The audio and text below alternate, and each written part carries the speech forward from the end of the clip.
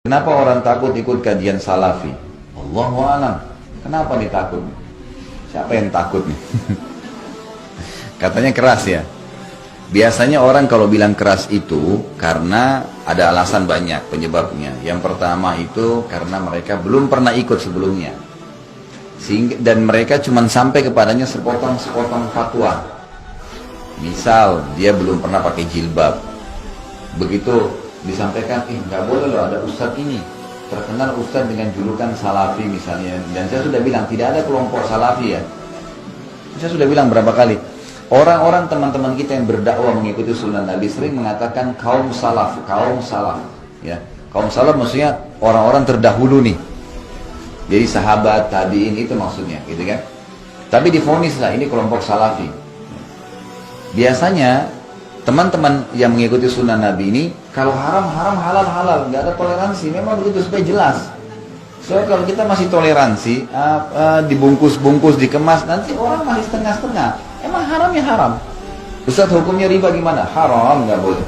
Terus bagaimana jalan keluarnya? Ya usahakan untuk keluar, dikasih tahu. Nggak mungkin, karena saya kerja di bank Ustaz, kira-kira saya masih bisa nggak kerja dulu beberapa waktu sampai nanti saya dapat kerjaan yang lain. Kalau dia tidak begitu sunnah Nabi, mungkin dia masih bisa mengatakan, ya nggak apa-apa lah sampai kau dapat kerja. Wah, ini berapa hari ditanggung sama dia tuh? Nggak boleh dong. Dia mesti haram ya haram. Allah haramkan loh. Pak nggak boleh, ibu nggak apa, nggak boleh loh ya.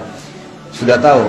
Sebab kalau orang yang berbuat salah tadi bertaubat, ya gitu, maka apa yang masa riba misalnya, apa yang dia pernah dapatkan, Allah maafkan tuh.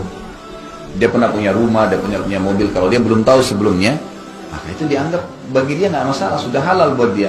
Sekarang dia berusaha keluar dari masalah dia. Tapi seorang mufti, seorang alim tidak boleh mengatakan, oh boleh nggak apa-apa. Nah ini boleh nggak apa-apa nih, jadi masalah. Nah ini poin pertama, penyebab pertama. Biasanya karena mereka belum menjalankan perintah agama. Kemudian sampai kepada mereka fatwa, sesuatu yang sepotong saja berhubungan dengan pelanggaran yang dia lakukan. Masalah tidak pakai jilbab, oh itu berarti berdosa, nanti begini-begini. Dia cuma tangkap itu saja, dia tidak lihat globalnya, gitu kan. Jadi ini saran saya tentunya harusnya mereka hadir, mereka dengar. 1 kali pengajian, 2 kali pengajian, lihat materi yang berbeda, maka mereka akan dapat jawabannya insya Allah. Gitu kan. Alasan yang lain, emang dasarnya ada juga orang yang maunya itu ilmu agama semua gampang-gampang saja, gitu kan? Nah ini yang berbahaya nih. Jadi dia suka kalau datang pengajian itu ustadznya ceramah 15 menit ceramah, sisanya dongeng, tawa-ketawa, gitu kan? Ya ini ustadznya lucu nih, hadir, biar 2 jam tapi 1 jam setengahnya lucu-lucuan, setengah jamnya yang ceramah, gitu. Nah ini wajar mereka nggak mau hadir di pengajian yang benar, gitu, karena ini ilmu, gitu.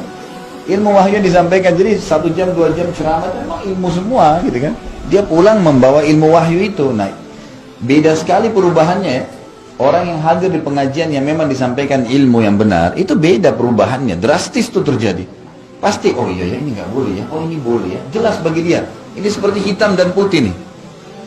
Yang mana nih, hitam salah, ini gelap, ini putih, jelas. Jadi dia berubah. Jangan heran orang hidup pengajian sunnah itu tiba-tiba berubah drastis bawaannya, cara bicaranya, tiba-tiba dia tinggalkan semua yang salah karena jelas bagi dia ini nggak boleh. Tapi kalau yang seremoni seperti tadi gitu kan, maka jangan heran di 10 tahun pun pengajian tidak ada perubahan, tuh wajar, biasa saja. Karena ditoleransi nggak apa-apa, nggak apa-apa ini berarti ditanggung oleh yang bilang nggak apa-apa ya. Gitu. Jadi mungkin seperti itulah yang saya tangkap, Allahu a'lam. Dan saya berharap Bapak Ibu sekalian jangan pernah ada orang-orang yang sering mengkotak-kotakkan Islam ini dengan cara, oh ini kamu organisasi ini, oh kamu orang organisasi ini, oh kamu kelompok ini. Itu jangan divonis begitu. Saya sarankan gitu ya. Jadi siapapun yang sedang berbicara depan kita, kalau mereka punya dalil yang jelas, Allah berfirman, Rasulullah SAW bersabda, jelas dalilnya, gitu kan? Maka kita bisa terima dari dia. Kita bisa terima dari dia.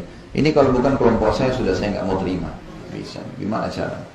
Saya pun punya banyak salah. Teman-teman saya yang lain dai juga punya salah, manusia biasa. Dan kami pasti kalau beriman kepada Allah bisa menerima masukan. Saya terbuka sekali, saya sampai sampaikan di YouTube kalau saya pernah menyebutkan sesuatu yang salah, tolong disampaikan. Umar bin Khattab berkata, saya akan terus berterima kasih pada seseorang yang mengingatkan satu kesalahan saya. Ali bin Abi Thalib mengatakan, saya akan terus berkhidmah, membantu seseorang ya yang mengingatkan saya satu kesalahan saya. Kita wajar salah, jadi jangan sampai juga Bapak Ibu memvonis misalnya kalau Ustadz itu tidak mungkin salah. Bisa salah, bisa salah, bisa dari riwayat yang salah disampaikan gitu kan, itu bisa terjadi. Kenapa sekarang Syekh Albani rahimahullah datang membuat buku silsilah hadis sahih, silsilah hadis lemah, dan ada banyak hadis di buku beliau yang sudah disahihkan oleh perawi-perawi hadis yang terdulu seperti Imam Tirmidzi, Abu Dawud, Imam Nasai yang lebih dulu, yang jelas-jelas paham agama. Kok bisa beliau datang kemudian beliau mengambil, oh ini hadis ini lemah sebenarnya karena ditemukan jalurnya seperti ini. Oh hadis ini dilemahkan, oh ini hadis sahih karena ini dijalurkan begini. Karena memang setiap orang bisa saja berbuat salah. Bisa saja memang penulis buku itu awalnya memang salah, atau malah penyusun yang sekarang salah. Allah memberikan kita akal pikiran untuk bisa menerima dalil-dalil yang ada.